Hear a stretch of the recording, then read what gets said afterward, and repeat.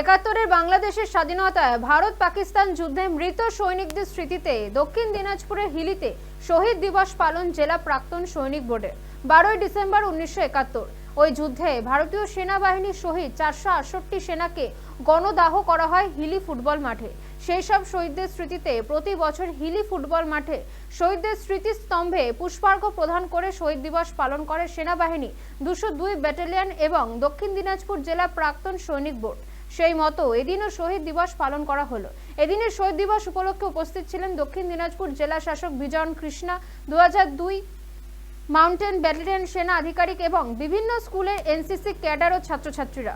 স্মৃতিস্তম্ভে পুষ্পার্ঘ অর্পণের পর ছাত্রছাত্রীরা এদিন দেশাত্মবোধক বিভিন্ন সাংস্কৃতিক অনুষ্ঠানে অংশগ্রহণ করে।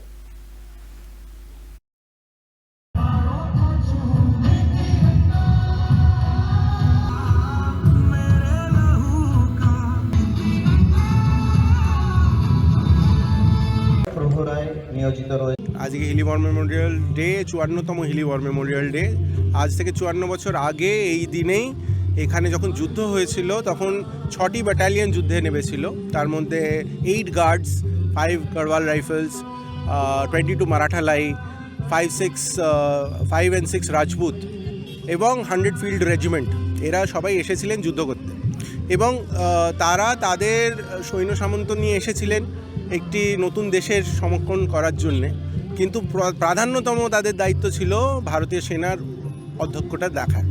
এবং সেই সূত্রেই তারা যে বলিদানটা দিয়েছিলেন, যে 450 লোক আমাদের এখানে শহীদ হয়েছিলেন, সেই 450 লোকের ওপরেই আমরা এই মিনারেটটা তৈরি করানো হয়েছিল 2007 সালে। ইন্ডিয়ান আর্মি থেকে এটা বানানো হয়েছিল এবং প্রত্যেক বছর ইন্ডিয়ান আর্মি এখানে একটা কন্টিনজেন্ট পাঠান 12 তারিখে।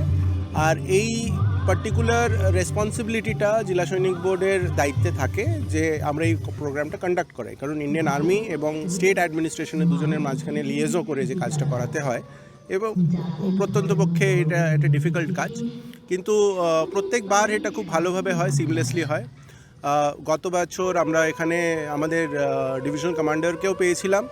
এবছর আমরা সৈনিকবৃন্দদের মধ্যে একটু যারা অফিসাররা আছেন, সিনিয়র অফিসাররা আছেন, তারা আছেন, কিন্তু নেতৃত্ববৃন্দ হিসেবে তাদেরকে এবছর আর আমরা জ্বালাতন করছি না।